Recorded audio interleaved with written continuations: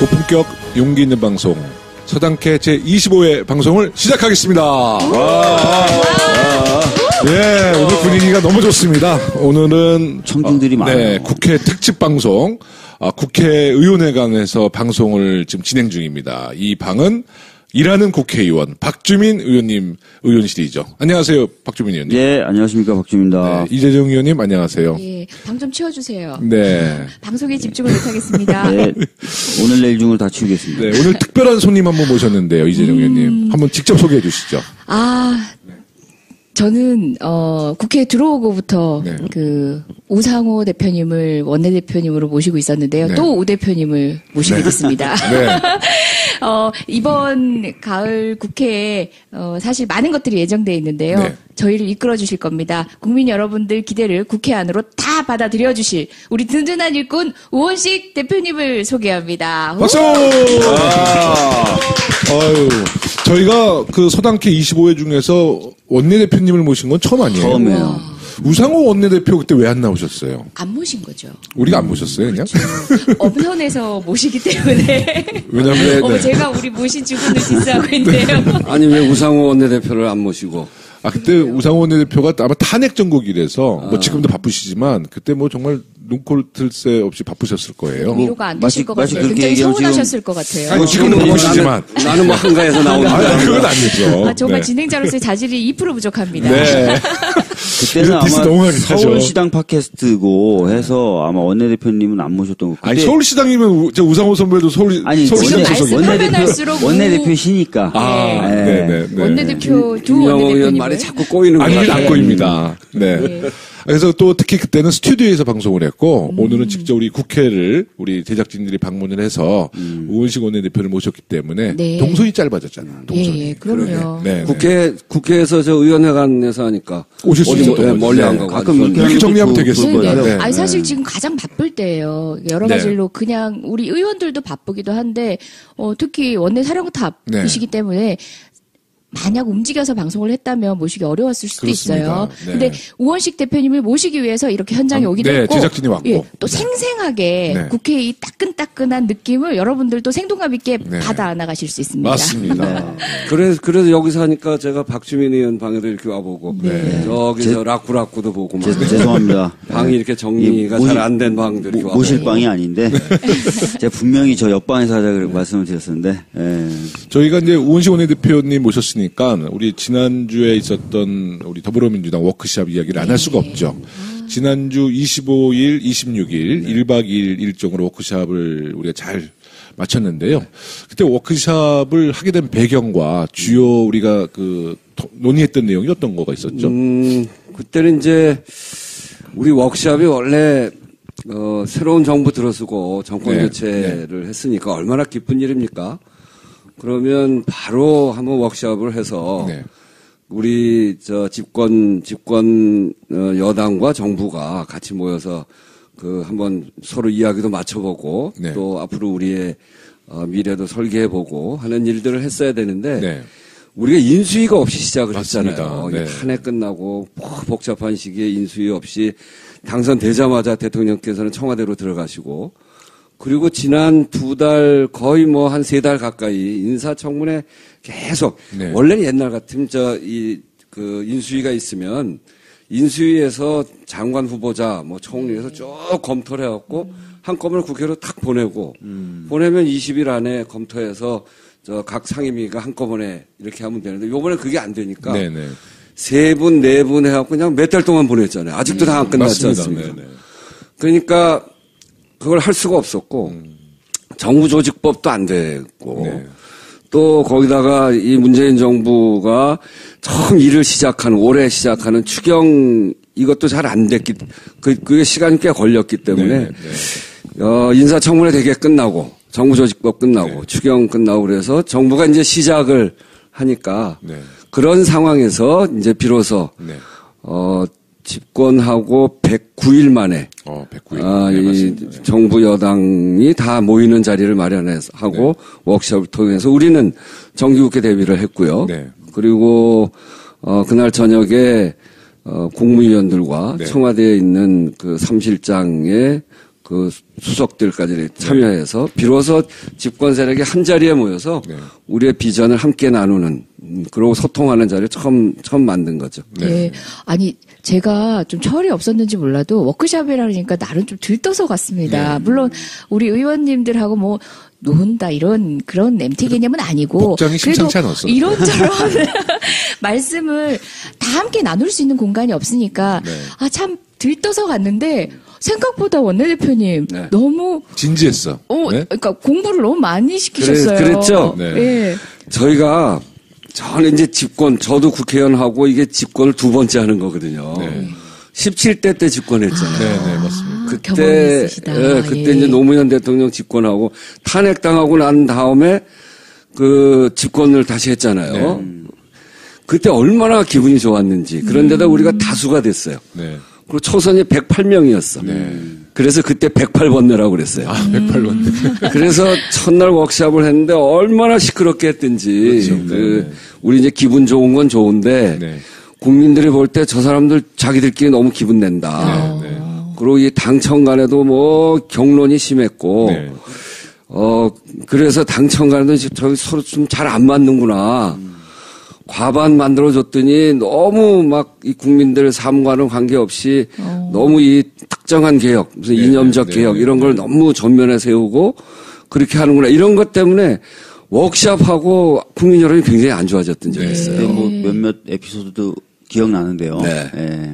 아니, 주로 이제 여당 워크숍은 그 언론인들이 많이 오잖아요. 그래서 좀 부정적인 기사가 좀 나오거든요. 근데 이번에는 진짜 그 워크숍이 전혀 그런 기사가 없어. 워낙 프로그램 자체도 그러니까 저희가 약간 버겁다 싶을 만큼 정말 공부하는. 저는 사실 좀 졸려웠어요. 너무 그래요? 공부하는 분들이라서. 아니 저희 아내이 기자들이 그러더라고 후일담으로 너무 재미없었다고. 맞아요. 예전 워크숍까지 솔직한 표현 좀 졸렸다. 아니 그런데 그 상임위별로 이렇게 토론을 하게 하고 국정 과제들을 이렇게 정리하는 과정이 있었는데 전 사실 대충 하고 다들 모일 줄 알았어요. 근데 모이는 시간이 됐는데도 다들 경론이 벌어져서 상임위 우리 자체 토론도 굉장히 저희 안행이 좋았습니다. 빨리 김용호 의원님하고 빨리 정리하고 갔더니 다른 위원회는 그로부터도 한참을 안 오시는데 정말 치열한 토론이 있었다고 하더라고요. 안행이가 별로 안 했다는 거 아니에요? 우리도 얼마나 열띤 토론을 우리는 했어요. 임팩트 있게 우리 또 훌륭한 김용호 의원님 또 이재정 의원이 계시니까 저희는 짧게 임팩트 있게 했는데 그렇게 프로그램도 알차기도 했고 또 특별히 이런 이제 이슈 관리라고 하나요? 그러니까 기자들과 정말 우리가 던질 메시지는 제대로 전해주시되 사실상 이제 불필요하게 이슈가 확대되지 않도록 그런 관리를 굉장히 잘해주셨어요. 원내에서. 그래서 이제 제일 중요한 게 이제 그 정권 교체를 하고 첫 번째 여는 정기국회니까요. 정기국회에 우리한테 주어진 과제가 굉장히 많잖아요. 그렇습니다. 그리고 실제로 해야 될 일이 많고요. 지난 겨울에 우리 국민들이 광장에 모여가지고 1,700만이 촛불을 들고 우리한테 외쳤던 게 있잖아요. 그 외친 거는 뭐냐면 최순실이라고 하는 국정농단 세력, 권력을 사적으로 이용한 사람들에 의해서 국정농단이 벌어졌는데 그건 도화선이었고요. 그 도화선이 폭발할 수 있었던 거는 바닥에 끓는 부글부글한 민심이었는데 그 부글부글한 민심의 근저는 그게 세상 살기 좋은데 최순실 나타났다고 그렇게 터지겠어요? 너무너무 사람들 살기 어려웠던 거예요. 일한 만큼 대가도 못 받고 우리 청년들의 미래는 없고 결혼해도 애를 낳을 수도 없고 그리고 거기에 온갖 곳에 불공정, 불평등 힘있고 빽 있는 놈들만 잘 살고 힘없고 빽 없으면 어디 가서 말도 못하고 거의 무슨 갑질 당하는 데는 이건 노예 같고 말이에요. 우리 청년들이 알바하다가 이 못된 그 손님 만나면 무릎까지 꿇리고 그리고 이 대형마트에 있는 그 일하는 사람들 그거는 맨날 무슨 몰래 다니면서 마트나 백화점에서 감시한다고 감정노동에 시달리고 그런 속에서 더 이상 도저히 못 살겠다. 이런 국민들의 민심이 바닥에 깔려있고 그 위에 최순실이라는 도화선이 던져진 거잖아요. 그래서 폭발한 거죠. 최순실의 국정농단을 그것도 중요하게 해결해야 되지만 더 근본에 가면 이 적폐의 뿌리는 불공정, 불평등 여기에 있는 거죠. 그래서 이 문제를 해결하는 과제가 이번 정기국회에 우리한테 던져져 있기 때문에 그저 이제 몇 가지 법을 해결하는 문제가 아니라 예산에서부터 또 이러한 사회 전체 시스템을 개선하는 법과 제도를 개혁하고 개선하는 문제가 우리한테 주어진 과제이기 때문에 이번에는 집권했다고 기분 좋아서 놀고 그럴 형편이 아닌 거죠. 그래서 그런 과제들을 준비하는 거를 일부 1차, 그러니까 첫 번째 세션에서는 당이 나서서 설명을 하고 두 번째 세션에서는 정부 역시 또 이런 생각하고 별개로 가면 안 되고 또 정부가 같은 생각이고 그 생각을 들어봐야 되니까 정부에서 통일부 장관의 안보, 그다음에 몇 분 사회수석, 그다음에 경제부총리가 나와서 이런 문제 듣고 그거 갖고 우리가 토론하고서 나는 이제 그날 오후에 상임위별 토론했는데 상임위별 토론이 굉장히 중요했죠. 그게 100대 국정과제를 이번 상임위에서 어떻게 할 건지 모든 일이 상임위에서 잘 돼야 되거든요. 맞습니다. 이번에 우리가 중요한 거는 늘 하는 게 중점 입법 과제를 대개 정기국회 들어갈 때면 정하거든요. 맞습니다. 그랬던 것 같아요. 중점 입법 과제를 안 정했어요. 그 이유는 중점 입법 과제가 굉장히 많은데 중점 입법 과제를 정하면 야당들이 중점 방해 과제가 돼요. 그것만 막으면 딜레마가 있네요. 그것만 막으면 다 막는다 이렇게 생각하거든요. 그래서 그럼 중점을 좀 우리가 좀 옮기는 식으로 엉뚱하게 중점 입법 과제를 안 정하고 상임위에 다 스며들어서 우리는 중점 입법 과제가 뭔지 알지만 그거를 바깥으로 알리지 않고 상임위에서 차근차근 이렇게 정리할.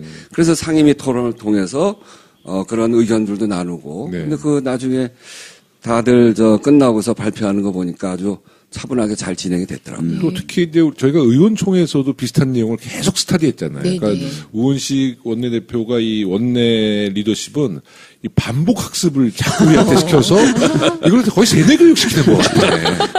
지금 반기를 드십니까? 반기가 아니라 우리가 이렇게 세뇌를 당하고 있는 건데 안 하면 안 될 것 같은. 정말 이 과제는 내가 이번 국회 반드시 해야 될 것 같은 그런 세뇌 과제가 저한테도 몇 개씩 있어요. 있어요, 사실. 안 하면 안 될 것 같은. 근데 제가 그럼 약간 다른 얘기일 수도 있는데 얼마 전에 보니까 원내대표님들끼리 모여가지고 62개 법안은 처리하는 것으로 그거는 그럼 중점하고는 다른? 그건 중점 법안은 아니고요.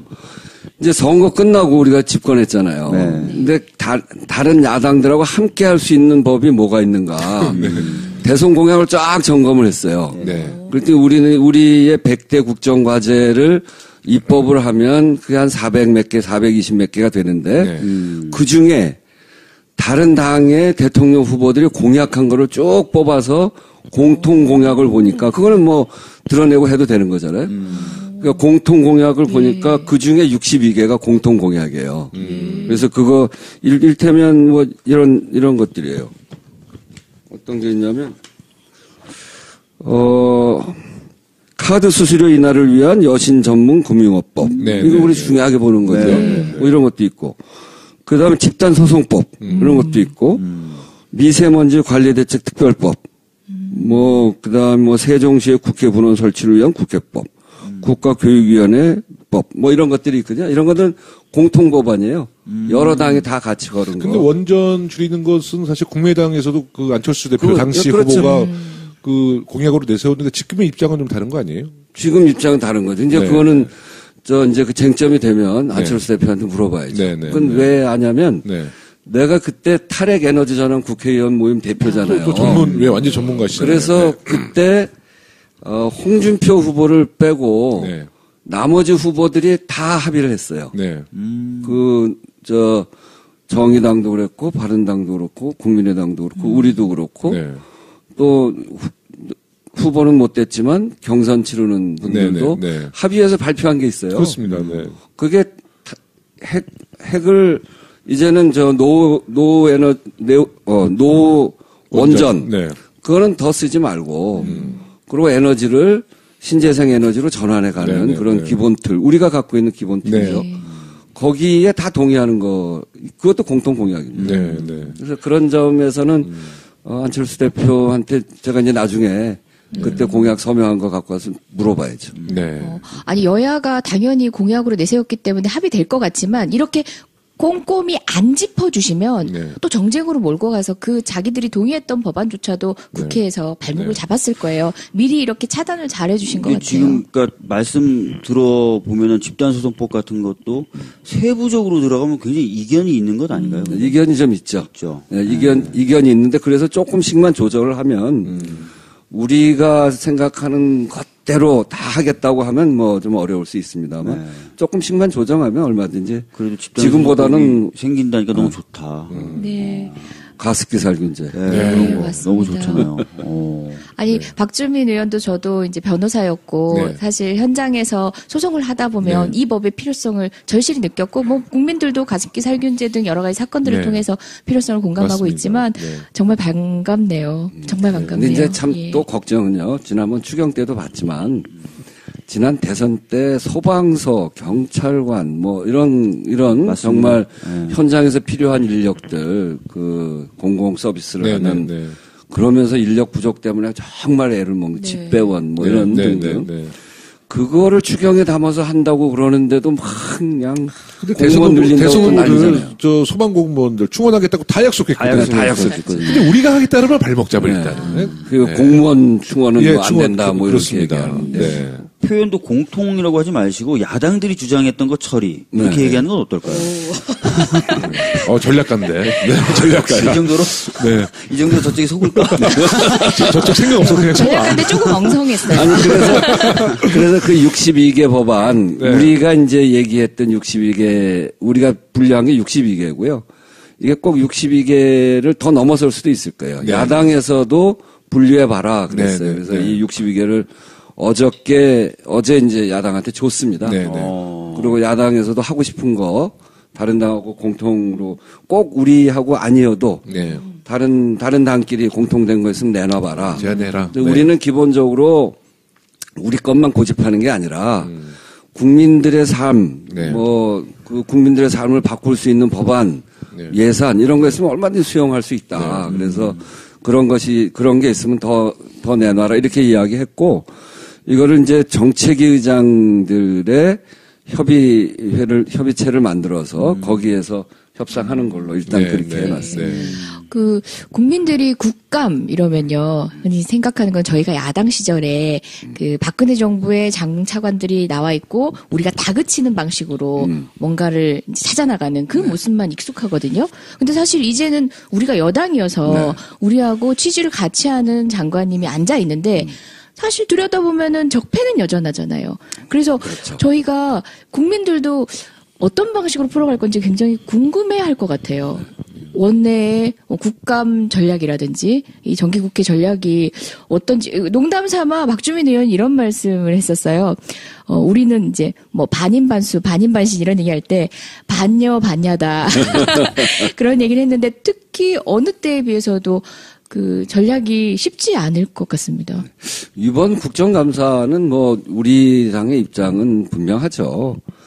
이 과거의 잘못을 드러내지 않고 과거의 잘못을 온전히 밝히고 국민에게 사과하지 않고 새로운 역사, 새로운 미래를 개척하는 건 불가능하거든요. 그건 알베르 까미가 그런 얘기를 했어요. 그리고 또 과거를 잃어버리는 민족에게는 미래가 없다. 이러기도 하고 그거는 단재 신채호 선생님.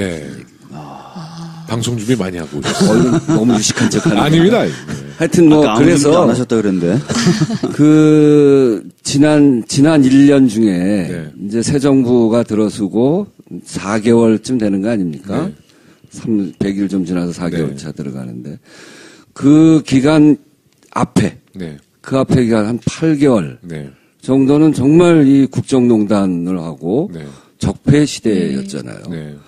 우리의 예산이 어떻게 쓰여졌는지 또 공직사회에서 어떤 일이 있었는지 이게 지금 조금씩 드러나고 있는 건데 그런 과거 적폐에 대해서는 우리가 이 국정감사를 통해서 분명하게 밝혀나가야 됩니다. 물론입니다. 그래서 어제 저도 이제 최고위원회 모두 발언 때 그런 얘기를 했어요. 그 과거에 우리한테 너무나 분명하게 보였던 적폐들, 역사 교과서, 그다음에 이 한일 위안부 합의, 뭐 그다음에 자원외교, 4대강 이런 것들에 대해서 왜 정부 부처에서 빨리빨리 조사를 하고 잘못된 사람들이 사죄하고 이런 일들이 아직도 진행이 안 되고 있는가. 정부 부처별로 적폐청산위원회 같은 것을 만들어서 빨리 해야 된다. 이걸 그냥 묻고 넘어가면 다음 미래를 만들어가는데 큰 문제다. 이렇게 얘기를 했는데요. 역시 이제 정권이 바뀌었죠. 대통령이 바뀌었습니다. 국무위원이 바뀌었는데 그 과거에 그런 적폐와 함께했던 이 관료 사회에 그분들이 다 바뀌어 있는 건 아니거든요. 그렇습니다. 이제 그런 점에서 그걸 드러내야 되고 이번 국정감사에서는 우리 의원들이 그런 것들을 잘 드러내줘야 됩니다. 그러니까 우리 전투력을 좀 이제 더 키워야죠. 네. 그래서 여당 전투력을 한번 보여줘야지. 여당의 전투력. 대정부질이 국정감사를 하면서 그렇게 해서 그게 우리 장관들을 힘들게 하는 것이 아니라 장관들에게 힘을 주는 거죠. 장관들이 구체적으로 하셔야 될 일들, 이런 일들에 대해서 국회의원들이 의견을 전달해 주는 거니까요. 하여튼 그래서 이번 국정감사 우리는 과거의 적폐를 드러내서 각 부처가 그런 적폐로부터 적폐를 극복해가는 과정이 될 수 있도록 하는 그런 대정부질이 국정감사가 돼야 된다 이렇게 생각합니다. 문재인 대통령께서도 얼마 전에 그 방산비리 지적하셨잖아요. 국방비 예산 아무리 투입하면 뭐하냐. 그럼 뭐 우리 뭐 국방 자체가 변하는 게 없는데 그래서 뭐 우리 장관을 이렇게 좀 지적을 했지만 이게 사실 장관에게 질타한 게 아니라 맞아요. 국방부에 이제 종사하시는 공직자들에 대한 오히려 장관에게 힘을 실어주는 맞습니다. 그럼요. 네네네. 이제 저는 늘 제가 전에 을지로위원회 하면서도 늘 느꼈던 건데 우리 사회 지금 이제 일자리 대통령을 하신다는 거 아니에요? 그 일자리 문제가 굉장히 심각하죠. 근데 우리 사회를 쭉 이렇게 살펴보면 일자리 구조가 1차, 2차, 3차 산업 이런 게 있잖아요.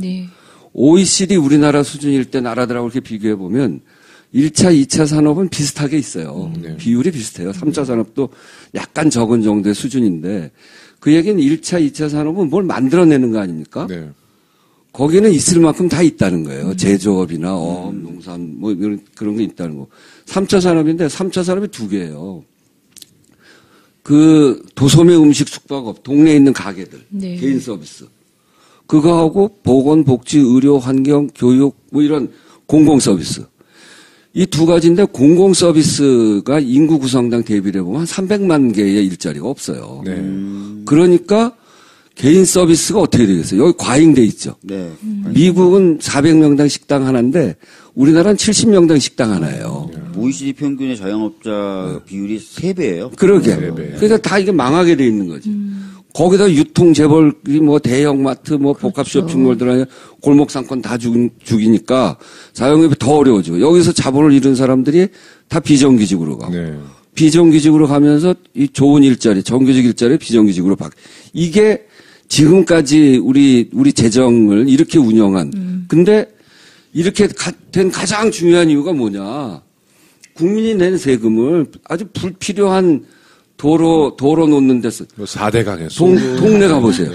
지방도 옆에 국도 있죠. 국도 옆에 제2국도 있죠. 제2국도 옆에 고속도로 있죠. 고속도로 옆에 제2고속도로 있죠.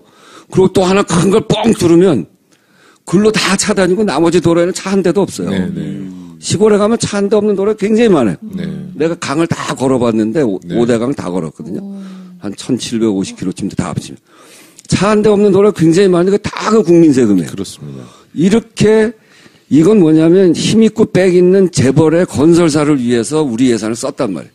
거기다 뭐 4대강 했죠. 뭐 자원회계. 이 적폐.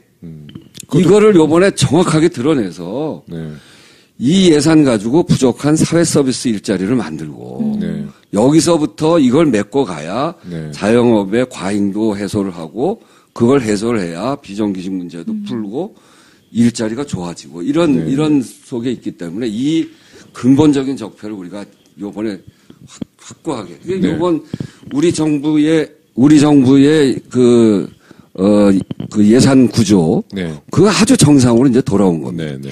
저항이 심하겠습니다만 그런 느낌 안 드세요? 어떤 얘기 할 때보다 그 민생과 관련된 말씀을 할 때는 굉장히 열띤이시고 세지시죠. 잠시 잊고 있었네요. 을지로위원회 우리 당의 정말 성공적인 이번에 집권 여당이 되면서 그 성과들을 더 이제 갈무리해 나가고 있는데 창시자시죠. 맞습니다.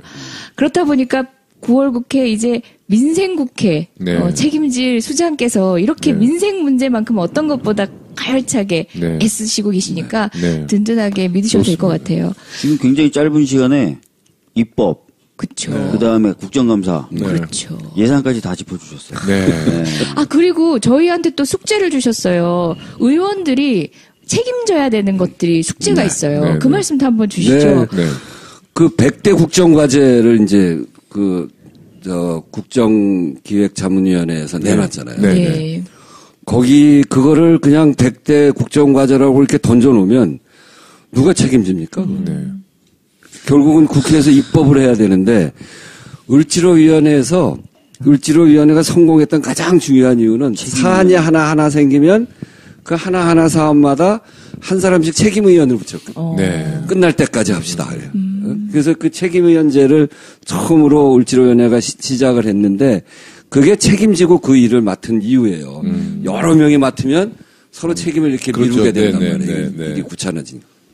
그래서 100대 국정과제에 대해서도 한 사람씩 책임을 맡자. 네. 그래서 책임의원제를 뒀죠. 그럼 이제 못 완수하는 사람은 평가를 받는 거예요. 그럼 평가해야죠. 요즘 지난번 우리 혁신위원회에서 선출직 공직자 평가위원회 그거 했잖아요. 네. 거의 중요한 평가 기준이지 뭐. 아니 그래서. 그 말씀이 정말 정확한 게 그냥 막연히 이 정도는 우리 소관이 일인가 보다 생각했을 때랑 네. 저한테 이 할당이 돼서? 책임의원이야라고 하니까 그 문제가 꿈에도 정말 생각이 나요. 분명히 그건 유효한 방법이신 네, 것 그렇죠. 같은데 네. 그래도 저희한테 너무 많은 일을 시키셔가지고 네.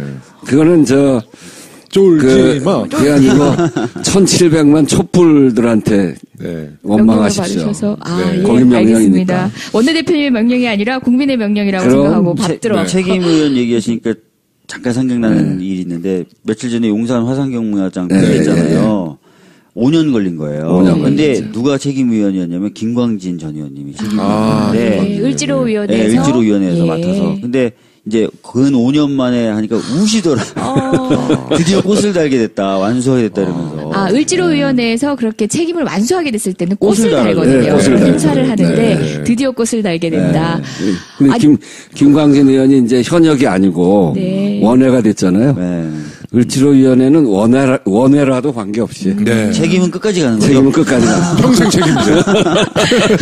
그러면 제가 책임 맡고 제 임기 내에 안 되면은 변호사가 됐어도 계속 그럼 계속 해야 되는. 그냥 딱지부터 계속 가는 거야. 예, 네. 알겠습니다. 그 워크숍을 1박 2일 하고요. 네. 우리가 이제 이틀째 우리가 기다리던 청와대 방문을 했어요. 네, 그때 복장이 확 바뀌시더라고, 이재정 의원님. 사전에 뭐가 있었나, 조용히. 여성 의원님들은 다수가 옷이 바뀌셨어요. 네. 또 우리는 옷을 바꿔 입을 생각도 못했는데. 이재정 의원님은 이부 사회를 이미 알고 가셨죠. 예. 그래서 이제 옷을 예쁘게 이제 잘 입으셨는데, 그때 문재인 대통령을 저는 109일 만에 뵈었거든요. 네. 우리 원내대표님은 또 수시로 이렇게 대통령을 만나셨지만, 이재정 의원님은 중간중간에 만나셨어요, 대통령님? 제가 소방관 관련해서 이제 저희 안행이 네, 네, 의원들하고 네. 이제 추진하는 게 있어서 관련된 일을 할 때 한 번 뵌 적이 있어요. 저희도 사실 이렇게 얘기하는 거 들으시면 국민이 신기해하실 텐데요. 네. 청취자 여러분, 저희도 대통령님 잘 못 봬요. 네. 그래서 그날 되게 들떴었어요. 저도 대통령님이 저 한편으로는. 유권자셔서 당선되시고 예. 청와대 가시는 날 이제 배웅차 나가서 그때가 이제 한번 뵙고 그 얼마 전 워크숍 끝나고 이제 청와대 방문해서 그때 뵌 거예요. 박주민 의원님은 러시아 특사 때도 뵈셨고 자주 뵈시는 것 같아요. 세월호 가족. 네, 세월호 가족 5번 정도 뵀어요. 아, 실세인데? 이러면 실세야. 실세네. 이러면 실세야. 야, 실수겠죠. 원내대표인 나도 한 10번쯤 봤나. 10번. 그러니까 그게 원내대표. 네. 좀 부러우면 원내대표 하세요. 네, 그래서 이제 대통령 우리가 밥을 먹었잖아요. 오찬을 했는데 이제 곰탕이 나왔어요. 전 딱 곰탕 먹는 순간에 조심해서 곰처럼 다뤄야 일하라고. 저는 그렇게 받아들였거든요. 이거 곰탕이니까 곰처럼 미련하게 일하라는 뜻인가? 이랬는데 굉장히 맛있더라고요. 아니, 진하고. 밥을 주시는데 편히 못 먹게 하시더라고요. 왜요? 그때도 막 토론했잖아, 또. 그러니까요. 네. 원내대표님도 워크숍을 그렇게 방송용어 이런 거 써도 빡세게 공부하게 만드시더니 대통령님도 발제를 계속 하시고 말이야. 발제와 토론의 시간을 마련해서 네. 공부하면서 밥 먹었어야 되는. 그러니까 워크숍의 그때 결정판이었죠. 다 정리가 거기 청와대에서 토론을 통해서 이제 정리가 됐는데. 그러게 이제 저도 프로그램이 이제 그렇게 진행되는 건 사전에 이제 짰으니까 그건 뭐 프로그램은 잘 알고 있었는데 식탁 배열한 거 보니까 네. 여기는 밥 먹는 데가 아니다. 그러니까요. 원래는 원탁 이런 식으로. 네, 원래 그렇게 하죠. 미국은 길게 그렇죠. 회의 테이블처럼. 그러니까 원탁으로 하면 여기서 발제를 해도 자기들끼리 얘기하거든요. 식을 하지. 근데 이거는 테이블로 이렇게 쭉 학생들 앉혀놓듯이 쭉 앉아 있으니까 앞사람 뒤통수에다 대고 얘기할 수도 없게 하죠. 아니, 여러분들 뭐 리셉션 또는 뭐 박근혜 대통령 때만 생각해봐도 청와대 행사하면은 하얀 보가 이렇게 뒤집어 써 있는 원탁 테이블이 여러 개 있고 거기에 사람들이 옹기종기 앉아 있는데 뭐 언론에서 보셨겠지만 저희는 진짜 일렬로 배치가 돼서 강연을 들으러 오는 뭐 대학 강의실 분위기였죠. 그렇죠. 대학 맞아요. 강의실 대학 강의실 느낌이었어요. 나도 곰탕을 맛있게 먹긴 했는데 어디로 먹었는지 잘 모르겠어요. 밥 먹는 도중에도 계속 토론이 진행되고 있어서. 그 기자분들이 그런 말씀은 하시더라고요. 여러모로 바뀌었다. 그러니까 의원들이 와도 예전에 청와대는 굉장히 경직됐었는데 확실히 분위기는 굉장히 좋고 대신에 공부하는 모드에서는 예전 정부와는 또 다른 또 엄숙함이 있고 확실히 청와대도 의원들도 바뀌었다. 예, 그때 이제 식사 끝나고 또 대통령께서 이렇게 한 분 한 분 이렇게 불러서 사진도 한번 찍어주셨어요. 전에는 그런 경우가 없었다고 저는 경우 들었습니다. 없었죠. 말이 그렇지 한 120여 분을 다 사진을 촬영해 주셔야 되니까. 지탄을 받는 분이 몇 분 있었어요. 장관님들은 왜 사진을 찍는 거야? 우리들이 가끔 보니까 김영주 장관님. 장관님들 올라가셔가지고 나도 황당하더라고. 김영주 장관님이 이 방송에 사주시기 때문에 이 방송을 다 또 듣는다는 거예요. 진짜요? 그 위에서 다 줄여서 없애버려 이 방송. 그러니까 김영주 장관님 편집해 주세요. 아니 근데 법사위 하는데 오셨어요. 오셨는데 이제 장관이 되셨고 제가 의원이니까 굉장히 저희들 앞에서 공손한 표정을 지으시더라고요. 전에 없이. 아니 그 장관님만 찍는 게 아니라 청와대에 같이 근무하시는 비서관님들이 그랬어요? 마지막에 올라가시는 거예요. 그래서 비서관들도 올라가서 찍더라고요. 아니 팬심으로 근무하고 계시나 그 생각을 했었어요. 그리고 비서관뿐 아니라 거기 있었던 이제 직원들인 것 같아요. 직원들도 올라가서 찍고. 참 그거 보기 좋다. 네, 맞아요. 보기 좋았습니다. 그때 우리 그 사진 찍는 의원님들 중에서 가장 좀 인상적인 의원님이 계셨어요? 전해숙 의원. 저도 얘기하려고 했는데 이걸 얘기해도 되나 저도 생각했어요. 근데 이제 저는 이게 보니까 우리 워크숍도 그렇고 청와대 점심 오찬도 그렇고 굉장히 절도가 있잖아요. 이게 토론할 때 확 토론하고 굉장히 진지한 토론하고 또 사진 찍을 때는 굉장히 즐겁게 또 사진도 찍고 그렇게 하는 게 이게 우리 17대 어떤 실패랄까요? 17대의 여러 가지 우리가 잘못했던 점 이런 거에 대해서 굉장히 우리 이 전체 세력 문재인 정부를 구성했던 더불어민주당이 굉장히 그거를 크게 교훈 반면교사로 삼고 있다는 느낌이었어요. 저도 저 역시 그랬습니다만 되게 문재인 대통령 또 그때 청와대에 있었던 분들도 마찬가지였을 거고 당시에 열린우리당 함께했던 지금도 꽤 많죠. 지금 3선 국회의원들 또는 일부 재선까지를 하면 그때 국회의원을 했던 분들인데 사실은 뭘 제대로 못 해봤어요. 갈등 때문에. 우리가 하고자 하는 그때는 4대 개혁 입법을 첫해 국회의원 선거 끝나고 17대 들어와서 그 연말에 4대 개혁 입법을 걸고 했는데 그게 국가보안법, 방송법, 과거사법, 사학법 이렇게 4개를 걸었잖아요. 근데 이제 그게 결국 다 실패했죠. 근데 이게 조금씩 조정하면 얼마든지 갈 수 있었던 거를 우리가 절대로 후퇴할 수 없다. 그러니까 그야말로 비타협적으로 이렇게 하면서 저도 그때 국가보안법 폐지 모임에 4당 폐지 모임의 총간사였어요. 제가 제일 센 사람 중에 또 하나였는데. 그러고 나서 그때 실패가 결국은 박근혜라고 하는 야당 지도자를 세워줬고 박근혜 그 박근혜가 나중에 그 과정에 사학법을 가지고 장외투쟁을 나가고 네. 그러면서 우리는 4개 법을 아주 너무 이 비타협적이고 강하게 하다가 잘 안 되고 우리는 실패하고 저기는 성공하는 꼴이 되면서 확 바뀌었거든요. 그러고 정권 뺏기고서 이게 우리 결국은 정치라고 하는 거는 국민들의 삶을 바꿔야 되는 게 목적인데 거기까지 가보지도 못하고 내부끼리 시끄럽다가 갈등하고 이러다가 실패했다는 그 자괴심이 너무 커서 이제는 그렇게 하지 말아야 되겠다고 하는 우리 내부의 반성과 이게 몇 년, 10년 동안 쌓여진 것 같아요. 그래서 완전히 전체가 이렇게 체화되어 있고 그래서 이번 대통령 선거 때도 공약이 내 삶을 바꾸는 정권 교체였잖아요. 네. 국민의 삶을 바꾸는 정권. 그 슬로건이 딱 맞는 슬로건이죠. 국민의 삶을 바꿔야 된다라고 하는 네. 거기에 힘을 모아야 된다라고 하는 우리 전체의 동의 또 이런 그 공감 이게 굉장히 넓어서 그리고 내가 책임자다. 이 한 명 한 명이 그냥 이 객체가 아니라 내가 주체다라고 하는 게 굉장히 의식이 강한 것 같아요.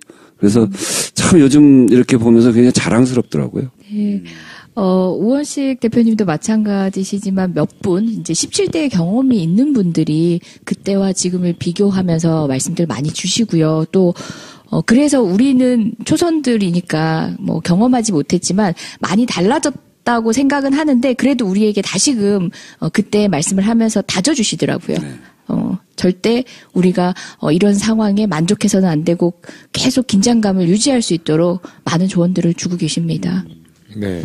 네, 우리가 이제 말씀 중에 아까 전혜숙 의원님 이야기가 나왔는데 청취자분들이 좀 궁금해할 것 같아요. 저희끼리만 알고 그냥 넘어갔네요. 네. 네. 우리 그때 우리 전혜숙 의원님이 대통령님 뵙고 굉장히 좀 뜨겁게 스킨십을 하셨는데 어땠어요 그때? 네. 우리 모든 의원들이 네. 예전에 대통령하고 사진 찍는 국회의원들의 모습 같지 않게 굉장히 자연스러운 분위기에서 또 반가움, 격려 그래서 뭐 손도 꽉 잡고 서로 마주보고 웃기도 하고 그런 장면들 연출들이 많았는데 전혜숙 의원님은 이제 대통령님을 차지할 수 있는 시간이 저희는 그 사진 찍는 찰나밖에 없잖아요. 그래서 맨 마지막 순서까지 기다리셨어요. 일부러. 예. 그리고 이제 손을 꼭 잡고 안아주시는데, 우리 여사님께서 혹시나. 포옹은 안 하셨어요, 그때? 제가. 포옹했지, 포옹했죠? 막 끌어안더라고요. 너무 전혜숙 의원 지켜주시네요. 우리 여사님이 근데 그때 내가 전혜숙 의원 얼굴을 가만히 보니까 얼굴이 완전 달덩어리 같더라고요. 쭉 와가지고. 그렇게 밝은 모습 정말 간만에 봤습니다. 강훈식 의원도 대통령님 뵙고 사진 찍는데 갑자기 핸드폰 딱 꺼내가지고 셀카 찍으시더라고요. 임종성 의원님도 그랬어요. 옛날 박정희 대통령 때 그러면요. 그 김영욱에 불러서 코돌 뽑았대요. 어디 대통령 앞에서 까부냐고. 근데 세상 좋아진 거야. 이런 것 같아요. 다들 평가하시는 게 지난번 대선은 당 역사상 가장 단합되게 모든 의원들이 총력을 다해서 선거를 뛰었다 그러니까 그 대통령이 당선된 것도 다 기뻤고 청와대에서 일 잘하시는 것도 너무 기쁘고 그런 마음들이 그냥 비슷한 거 아닌가 싶어요. 대통령께서도 전 의원들 한 분 한 분 사진 찍는 것은 이제 대선 때 우리 의원들 정말 열심히 해주셨잖아요. 그 감사함도 의원들에게 직접 표현한 거라고 봐야죠. 네. 어떻게 100여 명이 넘는 의원들하고 사진을 찍느라고 포즈가 나중에 경직되지 않을까 생각하시는 분들 있을 것 같은데요. 그 순간순간이 다 소통의 시간이었어요. 그래서 억지 웃음이 아니라 대화하고 웃고 계속 까르르 쳐다보고 있는 우리 의원들도 또 같이 웃고 그런 시간이었어요. 또 대통령님 사진 찍을 때 우리 장하성 실장님 또 조국 수석님 또 거기서도 사진을 막 저희가 찍자고 그러니까 사실 저는 고백하건데 다들 이제 대통령님하고 사진 찍기 위해서 의원들이 줄을 섰습니다. 이제 뭐 순서가 있으니까요. 그때 저는 대통령님과 사진 찍기 위해 줄 쓴 게 아니라 조국 교수님 우리 조국 수석님께 가서 사진을 찍자고 줄을 섰습니다. 그러니까 우리 이재정 대통령보다 조국 수석을 더 좋아하는구만. 아니 그 순간만큼은 제 마음이 가는 대로 했습니다. 이것도 박정희 정권 때는 이 수석이 이렇게 의원들 치면 중앙정보부에서 그 수석 자르잖아요. 대통령 시기와 질투가 많아서. 세상 좋아진 거예요. 대통령하고 사진 찍으러 가고 수석하고 먼저 사진 찍었다고 잘리지. 제 앞에 줄 쓴 분이 손혜원 의원님이셨고요. 그랬습니다. 네. 하여튼 그날 너무 분위기 좋았어요. 예. 너무 어떤 좋았어요. 분들은 이제 페북의 의원님들이 이렇게 활짝 웃으며 사진 찍은 모습들을 이제 SNS에 게재한 걸 보고 너무 자축하는 거 아니냐 하시는 분, 염려도 하시는 분들이 있는데요. 그때 건배사도 안 했잖아요, 거의. 예, 맞습니다. 그게 모든 걸 완성했다는 자축의 의미가 아니라 서로를 격려하고 앞으로 나가야 되는, 지금 우리 전장터에 이제 우리 나서야 되는 그런 출전을 해야 되는 입장이지 않습니까? 서로 독려하는 그런 의미였어요. 근데 분위기는 그때 또 이 북한에서 맞습니다. 미사일 발사해서 대통령께서 직접 언급하셨잖아요. 분위기가 굉장히 위중한 시기이기 때문에 좀 무거운 마음이다 이렇게 말씀하셔서 청와대 분위기가 좋았기는 좋았지만 굉장히 좀 무겁게 우리 의원님들도 좀 청와대에서 식사하셨던 것 같아요. 그날 분위기를 회상해 보면. 네. 우리 우원식 대표님 이제 가실 때가 된 것 같아요. 예. 네, 시간이 금방 지나가네요. 예. 네. 마무리하기 전에 네. 저희 꼭 들어야 되는 얘기가 있어요. 네. 우원식 대표님의 사생활. 가정사가 우리 역사에 맞닿아 있습니다. 네. 지금 북한에 가족분이 계세요. 네. 누님이 두 분 계시죠. 네, 그래서 북한에 만나고 오시기도 하셨죠. 네. 2010년에 북쪽에서 이게 이제 적십자에서 북쪽에서 100분을 선정해서 남쪽에 있는 사람을, 그러니까 남쪽에 있는 가족을 찾고요. 남쪽에서 또 100분 해가지고 북가족을 찾는데 그때는 저희 누님이 북한에서 선정이 돼가지고 남쪽 가족을 찾았어요. 그래서 금강산에 가서 큰 누님을 만나고 왔지. 그때 어머님이 우리 어머니. 예, 같이 지금은 어머니가 101세로 생전해 계십니다. 예. 네, 그러니까 그게 언제 다시 7년 전이니까 예. 그때 95세 됐을 때. 그 만남 이후로 또 다시 만날 기회는 없었던 거잖아요. 네, 만날 그렇죠? 기회는 없고요. 연락도 안 되고. 근데 이제 방송사에서 남북의 창인가 하는 데서 북한에 있는 우리 누님이 뉴스에 한번 나왔어요. 거기 그 연안군 직매점 지배인을 하거든요. 우리 이제 외할아버지가 일제시대 때 독립운동을 세게 하신 분이에요. 그 왜 밀정이라는 영화에 보면 그 처음에 총 맞아서 발가락 끊어지고 그런 사람이 있어요. 그게 김상옥이거든요. 김상옥 종로경찰서 폭탄 투척 사건이에요. 그리고 그 다음에 이제 의열단이 만주에서 폭탄 갖고 들어오는 건데, 김상옥 그 사건 때 폭탄을 대준 혐의하고 연루가 돼서 그때 감옥을 살아요. 요즘 박열이라는 영화에 한 장면이 나와요. 김하한 선생이라고 그 임시정부 법무부 비서국장 하다가 의열단도 하고 그다음에 신간에도 하고 그리고 감옥도 살고 나중에 연해주로 가서 거기서 이제 돌아가셨는데, 그러니까 북한에서 우리 누님을 우대를 했어요. 그래가지고 고와 같이 우리 아버지 고향이 황해도인데 그 서울에서 살았고 근데 6.25가 날 때 어머니 아버지가 난 형제가 6이거든요. 근데 다 어떻게 해볼 수가 없으니까 큰애 셋을 연백으로 보낸 거예요. 그 연백은 38이남인데 근데 1.4.5태 때 그때 안 내려오고 거기 있다가 그냥 이제 끊어진 거거든요. 근데 거기서 성장을 해서 지금은 이제 그런 외할아버지 덕으로 좀 보호를 받은 것 같아요. 그 독립운동했던 사람들 보호했으니까. 그렇게 해서 직매점 지배인, 여기로 하면 아마 농협 소장 같은 건가 봐요. 근데 거기서 무슨 이렇게 생산 증진 활동하는 것이 카메라 잡혔는데 그거를 방송사에서 찍어서 저한테 보내준. 건강하시던가요? 건강하세요? 아니, 어머님 생존에 계신다고 하셨는데 그렇게 긴 시간 내 딸을 못 만나고 있다가 그렇게 손 한번 부여잡고 다시 돌아서고 언제 다시 만날지 모르는 이런 현실. 누구보다 이 대북 관계 문제가 경색되고 이런 관계에서는 고민들이 더 많으셨겠어요. 그렇죠. 어머니가 그때 가실 때 95세였는데 최고령이었어요. 최고령 할머니로 그래서 아주 이렇게 조명을 받았는데, 그때도 사실은 금강산까지 갈 수 있을까? 여기서 고성으로 가가지고 금강산 올라가야 되잖아요. 너무 긴 여행이고 그래서 웬만하면 안 가시는 게 좋겠다 그랬더니 어머니가 야 내가 가다가 죽더라도 가야지 어떻게 안 가냐?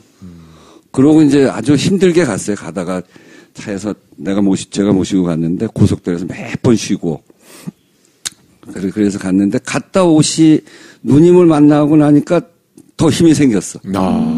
그 내려올 때는 김미화가 하는 라디오 방송에 출연까지 했어요. 예. 뭐 소감이 어떻다고. 근데 목소리가 짜랑짜랑해가지고. 그러니까 만날 때는 정말 이 60년 동안 이렇게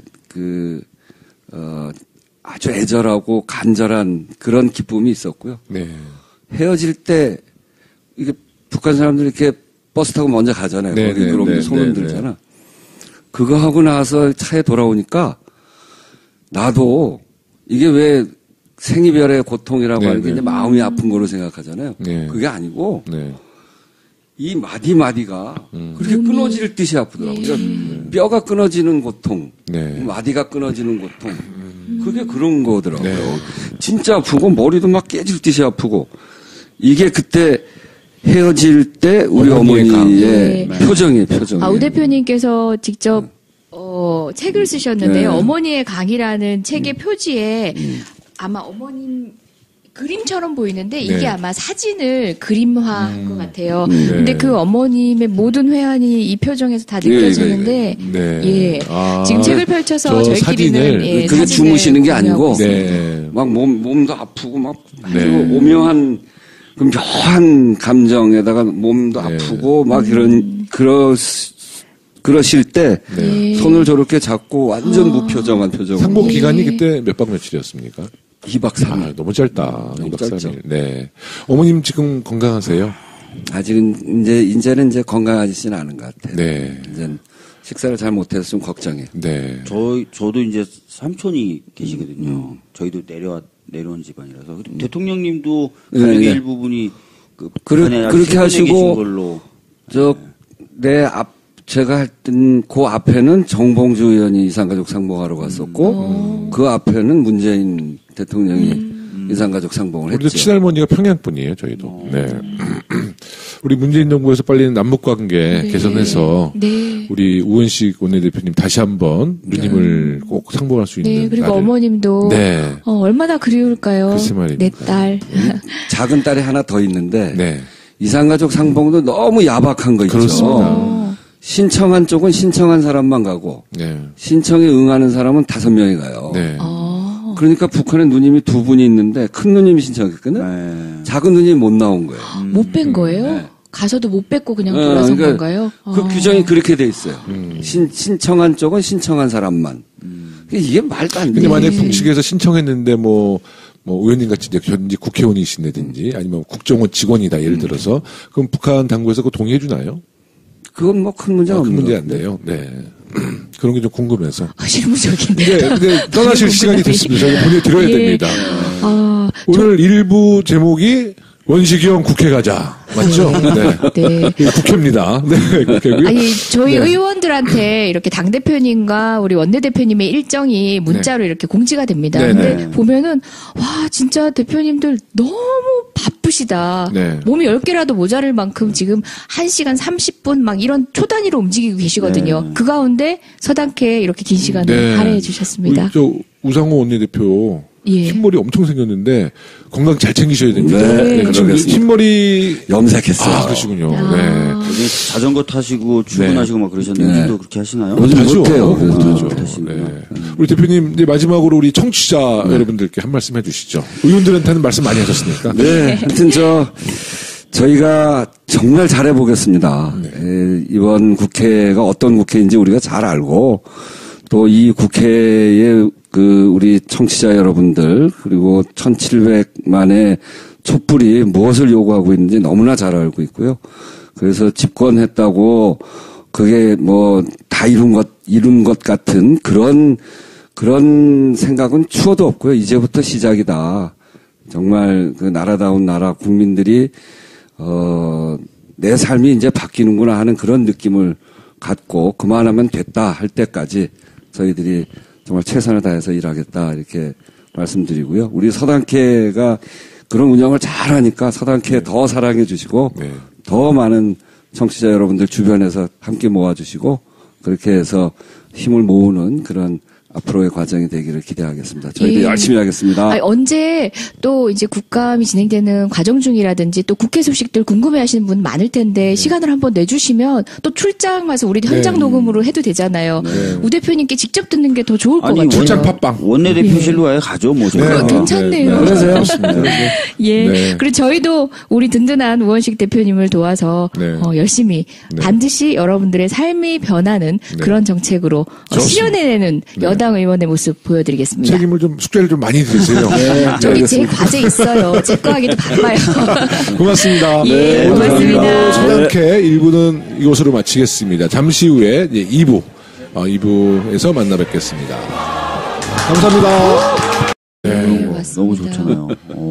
아니, 박주민 의원도 저도 이제 변호사였고, 사실 현장에서 소송을 하다 보면 이 법의 필요성을 절실히 느꼈고, 뭐, 국민들도 가습기 살균제 등 여러 가지 사건들을 통해서 필요성을 공감하고 맞습니다. 있지만, 정말 반갑네요. 정말 반갑네요. 근데 이제 참 또 걱정은요, 지난번 추경 때도 봤지만, 지난 대선 때 소방서, 경찰관, 뭐, 이런 맞습니다. 정말 현장에서 필요한 인력들, 그, 공공 서비스를 하는, 그러면서 인력 부족 때문에 정말 애를 먹는 집배원, 뭐, 이런 등등.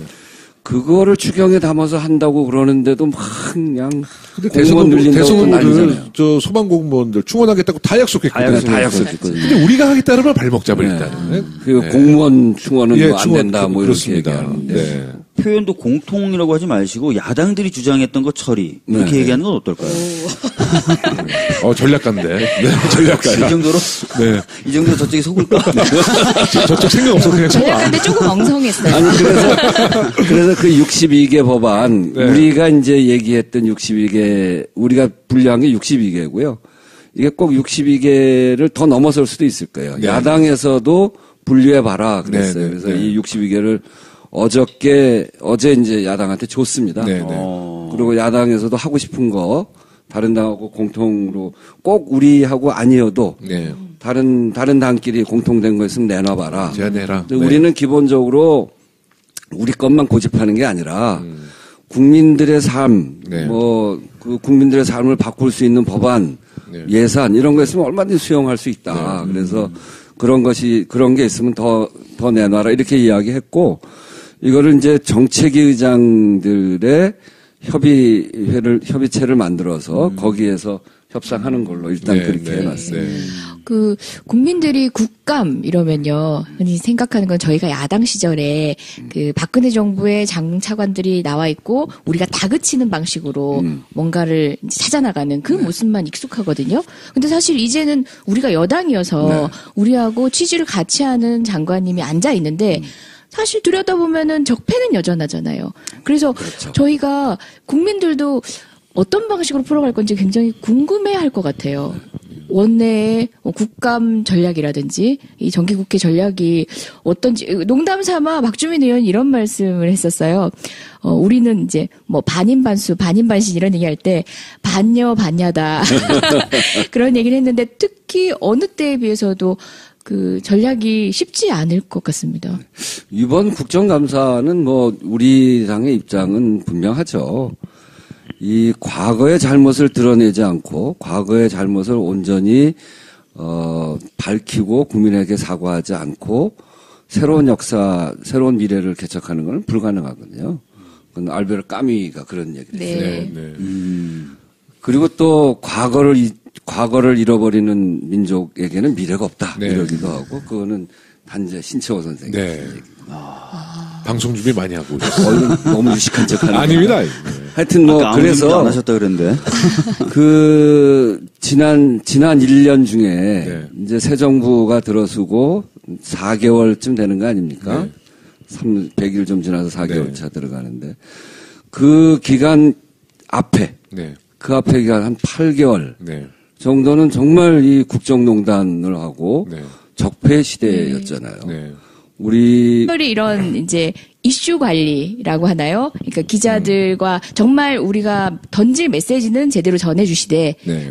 사실상 이제 불필요하게 이슈가 확대되지 않도록 그런 관리를 굉장히 잘해주셨어요. 네, 원내에서. 그래서 이제 제일 중요한 게 이제 그 정권 교체를 하고 첫 번째 여는 정기국회니까요. 네네네. 정기국회에 우리한테 주어진 과제가 굉장히 많잖아요. 그렇습니다. 네. 또 실제로 해야 될 일이 많고요. 지난 겨울에 우리 국민들이 광장에 모여가지고 1,700만이 촛불을 들고 우리한테 외쳤던 게 있잖아요. 네. 그 외친 거는 뭐냐면 최순실이라고 하는 국정농단 세력, 권력을 사적으로 이용한 사람들에 의해서 국정농단이 벌어졌는데 그건 도화선이었고요. 네. 그 도화선이 폭발할 수 있었던 거는 바닥에 끓는 부글부글한 민심이었는데 그 부글부글한 민심의 근저는 그게 세상 살기 좋은데 최순실 나타났다고 이렇게 터지겠어요? 네. 너무너무 사람들 살기가 어려웠던 거예요. 일한 만큼 대가도 못 받고 우리 청년들의 미래는 없고 결혼해도 애를 낳을 수도 없고 그리고 거기에 온갖 곳에 불공정, 불평등 힘있고 빽 있는 놈들만 잘 살고 네. 힘없고 빽 없으면 어디 가서 말도 못하고 네. 거의 무슨 갑질 당하는 데는 이건 노예 같고 말이에요. 네. 우리 청년들이 알바하다가 이 못된 그 손님 만나면 무릎까지 꿇리고 그리고 이 대형마트에 있는 그 일하는 사람들 그거는 맨날 무슨 몰래 다니면서 마트나 네. 백화점에서 감시한다고 감정노동에 시달리고 그렇습니다. 네. 그런 속에서 더 이상 도저히 못 살겠다. 네. 이런 국민들의 민심이 바닥에 깔려 있고 그 위에 최순실이라는 도화선이 던져진 거잖아요. 네. 그래서 폭발한 거죠. 그 최순실의 국정농단을 그것도 중요하게 해결해야 되지만 더 근본에 가면 이 적폐의 뿌리는 불공정, 불평등 여기에 있는 거죠. 그래서 이 문제를 해결하는 과제가 이번 정기국회에 우리한테 던져져 있기 때문에 그저 이제 몇 가지 법을 해결하는 문제가 아니라 예산에서부터 또 이러한 사회 전체 시스템을 개선하는 법과 제도를 개혁하고 개선하는 문제가 우리한테 주어진 과제이기 때문에 이번에는 집권했다고 기분 좋아서 놀고 그럴 형편이 아닌 거죠. 네. 그래서 그런 과제들을 준비하는 거를 일부 1차, 그러니까 첫 번째 세션에서는 당이 나서서 설명을 하고 네. 두 번째 세션에서는 정부 역시 또 이런 생각하고 별개로 가면 안 되고 또 정부가 같은 생각이고 그 생각을 들어봐야 되니까 정부에서 통일부 장관의 안보, 그다음에 몇 분 사회수석, 그다음에 경제부총리가 나와서 이런 문제 듣고 그거 갖고 우리가 토론하고서 나는 이제 그날 오후에 상임위별 토론했는데 상임위별 토론이 굉장히 중요했죠. 그게 100대 국정과제를 이번 상임위에서 어떻게 할 건지 모든 일이 상임위에서 잘 돼야 되거든요. 맞습니다. 네. 이번에 우리가 중요한 거는 늘 하는 게 중점 입법 과제를 대개 정기국회 들어갈 때면 정하거든요. 네. 맞습니다. 그런데 중점 입법 과제를 안 정했어요. 그 이유는 중점 입법 과제가 굉장히 많은데 중점 입법 과제를 정하면 야당들이 중점 방해 과제가 돼요. 그것만 그것만 막으면 다 막는다 이렇게 생각하거든요. 그래서 그럼 중점을 좀 우리가 좀 옮기는 엉뚱한 데다가 중점 입법 과제를 안 정하고 상임위에 다 스며들어서 우리는 중점 입법 과제가 뭔지 알지만 그거를 바깥으로 알리지 않고 상임위에서 차근차근 이렇게 정리할. 그래서 상임위 토론을 통해서 그런 의견들도 나누고. 근데 그 나중에 다들 끝나고서 발표하는 거 보니까 아주 차분하게 잘 진행이 됐더라고요. 또 특히 이제 저희가 의원총회에서도 비슷한 내용을 계속 스터디했잖아요. 그러니까 우원식 원내대표가 이 원내 리더십은 이 반복 학습을 자꾸 우리한테 시켜서 이걸 거의 세뇌 교육시키는 것 같아요. 지금 반기를 드십니까? 반기가 아니라 우리가 이렇게 세뇌를 당하고 있는 건데 안 하면 안 될 것 같은 정말 이 과제는 내가 이번 국회 반드시 해야 될 것 같은 그런 세뇌 과제가 저한테도 몇 개씩 있어요. 있어요, 사실. 안 하면 안 될 것 같은. 근데 제가 그럼 약간 다른 얘기일 수도 있는데 얼마 전에 보니까 원내대표님들끼리 모여가지고 62개 법안은 처리하는 것으로 그거는 그럼 중점하고는 다른? 그건 중점 법안은 아니고요. 이제 선거 끝나고 우리가 집권했잖아요. 근데 다른 야당들하고 함께 할 수 있는 법이 뭐가 있는가. 대선 공약을 쫙 점검을 했어요. 네. 그랬더니 우리의 100대 국정과제를 입법을 하면 그게 한 400 몇 개, 420 몇 개가 되는데 그 중에 다른 당의 대통령 후보들이 공약한 거를 쭉 뽑아서 공통 공약을 보니까 그거는 뭐 드러내고 해도 되는 거잖아요. 그러니까 공통 공약을 보니까 그 중에 62개가 공통 공약이에요. 그래서 그거 일테면 뭐 이런 것들이에요. 어떤 게 있냐면 카드 수수료 인하를 위한 여신 전문 금융업법. 이거 우리 중요하게 보는 거죠. 뭐 이런 것도 있고. 그다음에 집단소송법 이런 것도 있고 미세먼지 관리대책 특별법 뭐 그다음 뭐 세종시의 국회 분원 설치를 위한 국회법 국가교육위원회법 뭐 이런 것들이 있거든요. 이런 것들은 공통법안이에요. 여러 당이 다 같이 걸은 거. 근데 원전 줄이는 것은 사실 국민의당에서도 그 안철수 대표 당시 그렇죠. 후보가 그 공약으로 내세웠는데 지금의 입장은 좀 다른 거 아니에요? 지금 입장은 다른 거죠. 이제 그거는 이제 그 쟁점이 되면 안철수 대표한테 물어봐야죠. 그건 왜 하냐면 내가 그때 탈핵 에너지 전환 국회의원 모임 대표잖아요. 왜 완전 전문가시잖아요. 그래서 그때 홍준표 후보를 빼고 나머지 후보들이 다 합의를 했어요. 정의당도 그랬고 바른당도 그렇고 국민의당도 그렇고 우리도 그렇고 또 후보는 못 됐지만 경선 치르는 분들도 합의해서 발표한 게 있어요. 그렇습니다. 그게 핵을 이제는 원전 그거는 더 쓰지 말고 그리고 에너지를 신재생 에너지로 전환해가는 그런 기본 틀 우리가 갖고 있는 기본 틀이죠. 거기에 다 동의하는 거 그것도 공통 공약입니다. 그래서 그런 점에서는 안철수 대표한테 제가 이제 나중에 그때 공약 서명한 거 갖고 와서 물어봐야죠. 아니 여야가 당연히 공약으로 내세웠기 때문에 합의될 것 같지만 이렇게 꼼꼼히 안 짚어주시면 또 정쟁으로 몰고 가서 그 자기들이 동의했던 법안조차도 국회에서 발목을 잡았을 거예요. 미리 이렇게 차단을 잘해주신 것 같아요. 지금 그러니까 말씀 들어보면은 집단소송법 같은 것도 세부적으로 들어가면 굉장히 이견이 있는 것 아닌가요? 이견이 좀 있죠. 이견이 있는데 그래서 조금씩만 조절을 하면 우리가 생각하는 것대로 다 하겠다고 하면 뭐 좀 어려울 수 있습니다만 조금씩만 조정하면 얼마든지 그래도 지금보다는 생긴다니까 너무 좋다. 가습기 살균제. 원래는 옛날 같으면 그 인수위가 있으면 인수위에서 장관 후보자 뭐 총리에서 쭉 검토를 해갖고 한꺼번에 국회로 탁 보내고 보내면 20일 안에 검토해서 각 상임위가 한꺼번에 이렇게 하면 되는데 요번에 그게 안 되니까 세 분, 네 분 해갖고 그냥 몇 달 동안 보냈잖아요. 아직도 다 안 끝났지 않습니까? 그러니까 그걸 할 수가 없었고 정부조직법도 안 됐고 또 거기다가 이 문재인 정부가 처음 일을 올해 시작하는 추경 이것도 잘 안 됐기 그게 시간이 꽤 걸렸기 때문에 인사청문회 대개 끝나고 정부조직법 끝나고 추경 끝나고 그래서 정부가 이제 시작을 하니까 그런 상황에서 이제 비로소 집권하고 109일 만에 109일. 이 정부 여당이 다 모이는 자리를 마련해서 하고 워크숍을 통해서 우리는 정기국회 대비를 했고요. 그리고 그날 저녁에 국무위원들과 청와대에 있는 그 삼실장의 그 수석들까지 참여해서 비로소 집권 세력이 한 자리에 모여서 우리의 비전을 함께 나누는 그러고 소통하는 자리를 처음 만든 거죠.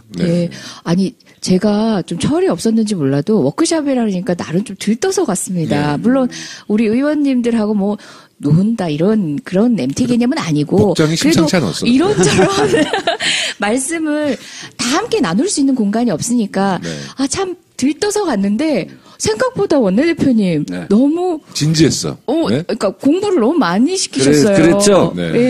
저희가 저는 이제 집권 저도 국회의원하고 이게 집권을 두 번째 하는 거거든요. 17대 때 집권했잖아요. 맞습니다. 경험이 있으시다. 그때 이제 노무현 대통령 집권하고 탄핵당하고 난 다음에 그 집권을 다시 했잖아요. 그때 얼마나 기분이 좋았는지. 그런데다 우리가 다수가 됐어요. 그리고 초선이 108명이었어. 그래서 그때 108번뇌라고 그랬어요. 108번뇌. 그래서 첫날 워크숍을 했는데 얼마나 시끄럽게 했든지. 그렇죠. 우리 이제 기분 좋은 건 좋은데 네. 국민들이 볼 때 저 사람들 자기들끼리 너무 기분 낸다. 네. 그리고 이 당청 간에도 뭐 경론이 심했고. 네. 그래서 당청 간에도 저기 서로 좀 잘 안 맞는구나. 과반 만들어줬더니 너무 막 이 국민들 삶과는 관계없이 너무 이 특정한 개혁, 무슨 이념적 개혁 이런 걸 너무 전면에 세우고 그렇게 하는구나. 이런 것 때문에 워크숍하고 국민 여론이 굉장히 안 좋아졌던 적이 있어요. 뭐 몇몇 에피소드도 기억나는데요. 네. 네. 주로 이제 여당 워크숍은 그 언론인들이 많이 오잖아요. 네. 그래서 좀 부정적인 기사가 좀 나오거든요. 근데 이번에는 진짜 그 워크숍이 네. 전혀 그런 기사가 없어. 워낙 네. 프로그램 자체도 그러니까 저희가 약간 버겁다 싶을 만큼 정말 저는 공부하는 사실 좀 졸려웠어요. 너무 그래요? 공부하는 분들이라서. 아니 저희 아내이 기자들이 그러더라고. 예. 후일담으로 너무 재미없었다고. 맞아요. 예전 그런데 워크숍까지 솔직한 표현, 좀 졸려웠다. 네. 아니 그런데 그 상임위별로 이렇게 토론을 하게 하고 국정 과제들을 이렇게 정리하는 과정이 있었는데 전 사실 대충 하고 다들 모일 줄 알았어요. 근데 모이는 시간이 됐는데도 다들 경론이 벌어져서 상임위 우리 자체 토론도 굉장히 저희 안행이 좋았습니다. 빨리 김용호 의원님하고 빨리 정리하고 갔더니 다른 위원회는 그로부터도 한참을 안 오시는데 정말 치열한 토론이 있었다고 안행이가 하더라고요. 별로 안 했다는 거 아니에요. 우리도 얼마나 열심히 아니 우리는 토론했어요. 임팩트 있게 우리 또 훌륭한 김용호 의원님 또 이재정 의원이 계시니까 저희는 짧게 저를 임팩트 있게 했는데 왜 그래? 아니 그렇게 프로그램도 알차기도 했고 네. 또 특별 고품격 용기 있는 방송 서당캐 제25회 방송을 시작하겠습니다. 네, 오늘 분위기가 너무 좋습니다. 오늘은 청중들이 많아요. 네, 국회 특집 방송, 국회의원회관에서 방송을 지금 진행 중입니다. 이 방은 일하는 국회의원 박주민 의원님 의원실이죠. 안녕하세요, 박주민 의원님. 예, 안녕하십니까. 박주민입니다. 네, 이재정 의원님 안녕하세요. 예, 방 좀 치워주세요. 네. 방송에 집중을 못하겠습니다. 네, 오늘 내일 중을 다 치우겠습니다. 네, 오늘 특별한 손님 한 분 모셨는데요, 이재정 의원님. 한번 직접 소개해 주시죠. 저는 국회에 들어오고부터 네. 그 우상호 대표님을 원내대표님으로 모시고 있었는데요. 네. 또 우 대표님을 모시게 됐습니다. 네. 이번 가을 국회에 사실 많은 것들이 예정돼 있는데요. 네. 저희를 이끌어 주실 겁니다. 국민 여러분들 기대를 국회 안으로 다 받아들여 주실 우리 든든한 일꾼 우원식 대표님을 소개합니다. 박수! 아유, 저희가 그 서당캐 25회 중에서 원내대표님을 모신 건 처음 아니에요? 처음이에요. 우상호 원내대표 그때 왜 안 나오셨어요? 안 모신 거죠. 우리가 안 모셨어요, 그냥? 엄선해서 모시기 때문에. 왜냐면, 제가 우리 모신 주군을 디스하고 있네요. 아니 왜 우상호 원내대표를 안 모시고. 그때 우상호 원내대표가 아마 탄핵 전국이라서, 뭐 지금도 바쁘시지만, 그때 뭐 정말 눈코 뜰 새 없이 바쁘셨을 거예요. 위로가 안 되실 것 같아요. 그렇게 굉장히 얘기하면 서운하셨을 것 같아요. 아니, 지금은 바쁘시지만. 나는 뭐 한가해서 나오는 거야. 그건 아니죠. 정말 네. 진행자로서의 자질이 2% 부족합니다. 네. 그때는 디스 아마 너무 많이 하죠. 서울시당 팟캐스트고 해서 아마 원내대표님은 안 모셨던 거. 아니, 서울시당이면, 우상호 선배도 서울시당 말씀 소속이에요. 표현할수록 원내대표시니까. 네. 원내대표 두 김영호 의원 원내대표님 말이 자꾸 꼬이는 아니, 거야. 안 꼬입니다. 네. 그래서 또 특히 그때는 스튜디오에서 방송을 했고, 오늘은 직접 우리 국회를 우리 제작진들이 방문을 해서 우원식 원내대표를 모셨기 때문에 네. 동선이 짧아졌잖아. 동선이. 예, 그럼요. 네. 국회에서 저 의원회관에서 하니까 오실 수 어디 있었던 거죠. 멀리 안 네. 가고 가끔 아주 이렇게 이렇게 정리하면 그- 되겠어요. 그거예요. 네. 네. 아니, 사실 지금 가장 바쁠 때예요. 여러 네. 가지로 그냥 우리 의원들도 바쁘기도 한데, 특히 원내 사령탑이시기 네. 때문에 만약 움직여서 방송을 했다면 모시기 어려웠을 수도 그렇습니다. 있어요. 네. 근데 우원식 대표님을 모시기 위해서 이렇게 현장에 오기도 네, 했고, 제작진이 왔고. 또 네. 생생하게 네. 국회의 이 따끈따끈한 느낌을 여러분들도 생동감 있게 네. 받아 나가실 수 있습니다. 맞습니다. 그래서 여기서 하니까 제가 박주민 의원 방에도 이렇게 와보고 저기 저 라쿠라쿠도 보고 막 죄송합니다. 방이 이렇게 정리가 모실- 잘 안 된 방들 이렇게 모실 와보고. 방이 아닌데 제가 분명히 저 옆방에서 하자고 말씀을 드렸었는데 저희가 이제 우원식 원내대표님 모셨으니까 우리 지난주에 있었던 우리 더불어민주당 워크숍 이야기를 안 할 수가 없죠. 지난주 25일, 26일 1박 2일 일정으로 워크숍을 우리가 잘 마쳤는데요. 그때 워크숍을 하게 된 배경과 주요 우리가 논의했던 내용이 어떤 거가 있었죠? 그때는 이제 우리 워크숍이 원래 새로운 정부 들어서고 정권 교체를 했으니까 얼마나 기쁜 일입니까? 그러면 바로 한번 워크숍을 해서 우리 집권 여당과 정부가 같이 모여서 한번 서로 이야기도 맞춰보고 또 앞으로 우리의 미래도 설계해보고 하는 일들을 했어야 되는데 우리가 인수위가 없이 시작을 했잖아요. 한 해 끝나고 복잡한 시기에 인수위 없이 당선되자마자 대통령께서는 청와대로 들어가시고 그리고 지난 2달 거의 한 3달 가까이 인사청문회 계속